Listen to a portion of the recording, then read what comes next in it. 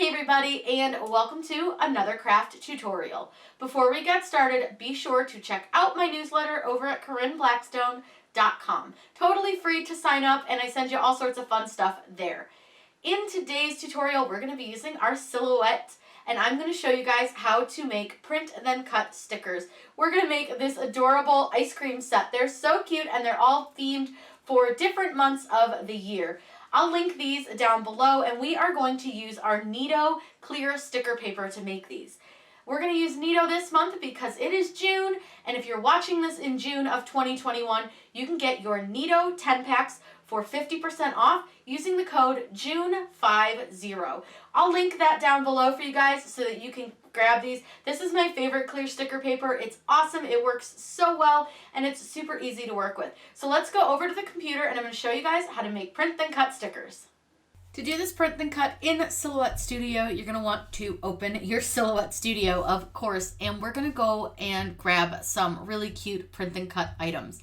So what we're going to do is use this really cute year of ice creams. So what I'm going to do is go to File and Merge. My computer's being weird, so it may not actually work like this, but this is the only way it would let me load multiples into here. So I'm just going to click File Merge and go ahead and select all the ones that I want to use. They are going to open really big, but we'll fix that, so don't worry, because we're going to use these as little stickers for our planner. So what I'm going to do is just go ahead and do File, Merge, and I'm going to select all of the images that we're going to use.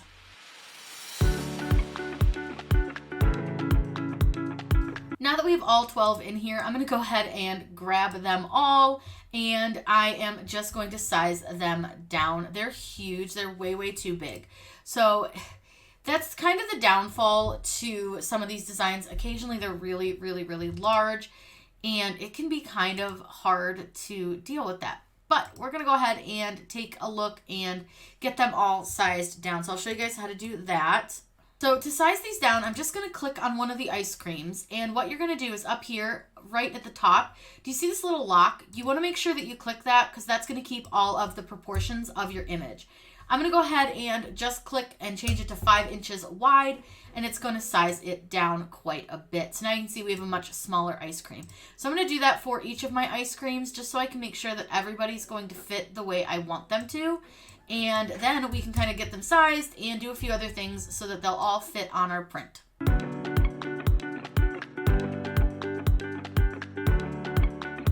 Now that I have everything basically sized down, I'm just going to grab them and move them up here. I will resize them a bit more so that we can fit them onto the print area. But what I want you guys to do is go to your page setup, which is this top little, it looks like a piece of paper. And we're going to do two things. We're going to have it show us our print border, which is just down here at the bottom. And we're also going to change our media size. I'm going to use just a regular 8.5 by 11 sheet of paper for this, but this is going to show you all of those areas that you can fit your designs into. So it's really fun, but you do want to make sure that you change that so that you can see it better, and it just makes it a lot easier. So now I'm going to go ahead and size these down quite a bit. They're way too big for our planner anyways, so you can kind of figure out how big you want to make them. It's really up to you. You can kind of do whatever you want to do with them, but I'm going to go ahead and just sort of generally size them. I don't need them to be the exact same size. So I'm just going to size them down quite a bit, and we can always change the size after we've laid everything out. So let's go ahead and resize, and all I'm doing to resize is just selecting and then dragging the square in the lower corner just so that they're resizing.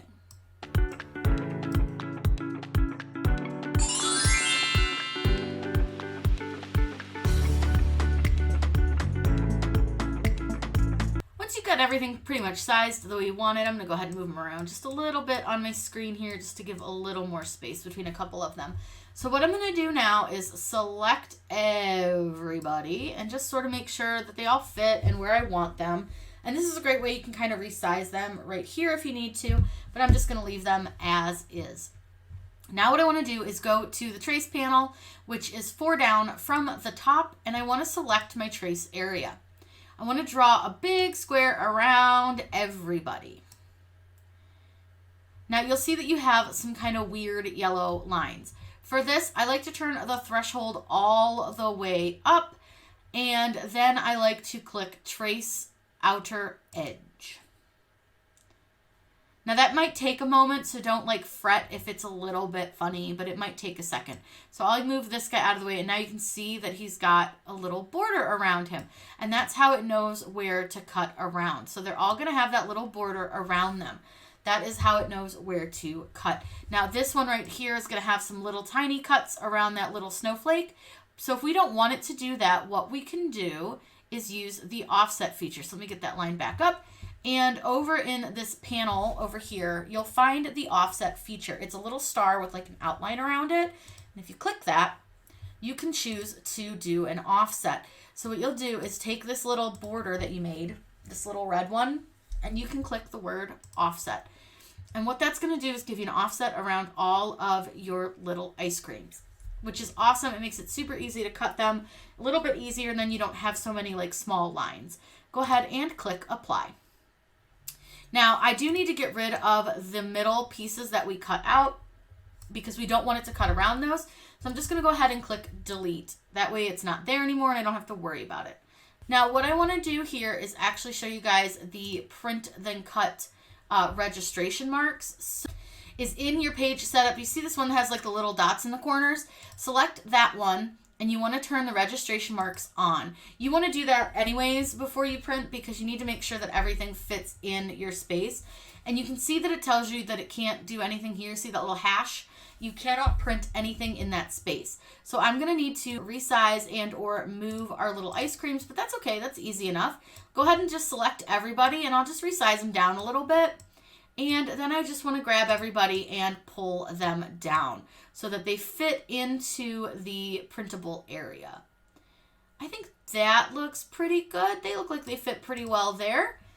In the page setup, you can turn on print bleed, which is kind of similar to what Design Space has. Because I did the offset, we don't need to do the print bleed at all, but it's up to you. It really doesn't matter.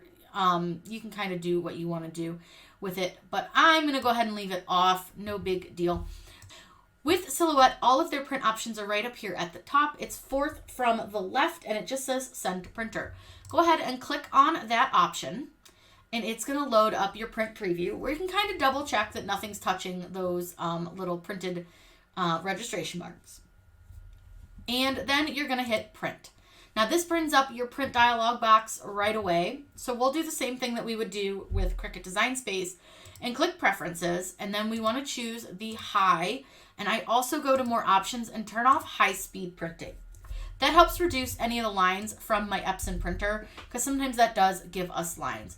We're going to cut this on that neato sticker paper that I told you guys about. I love that neato sticker paper. It's awesome.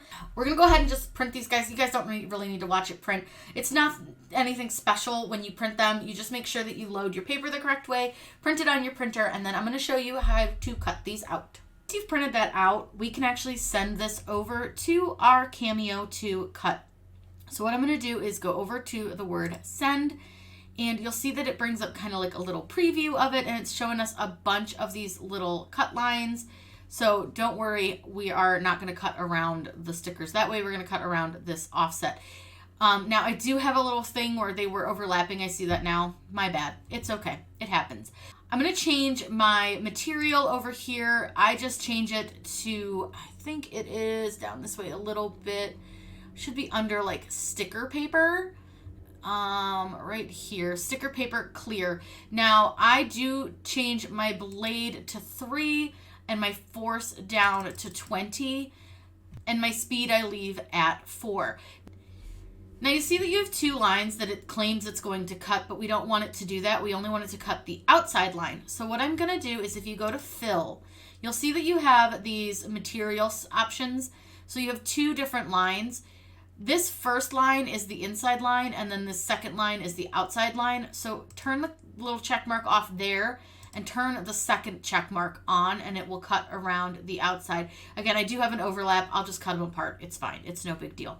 Now all we have to do is load our machine and click send. We're ready to load the Cameo. So what I've done is I put our sticker paper onto the mat and then you want to line it up so the edge of your mat is against those little arrows and then just click this little or touch this little arrow button here and it'll load your sheet. Then over on your computer, click send.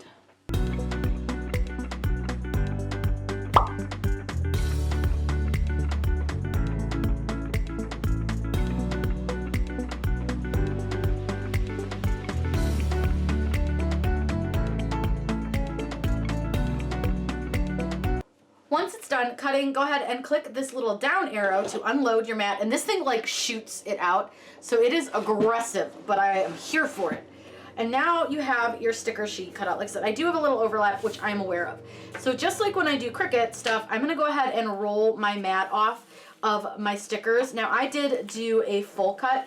I prefer to have these die cut stickers. I don't like to have the kiss cuts. I just don't like it. It's not me, I'm not a fan. So again, all I'm gonna do is just pull the backing off. Oops, this guy didn't wanna come off. He must have stuck on there. Oops, there we go. And I'm gonna roll the stickers off as well, and then we can take a look at how they turned out.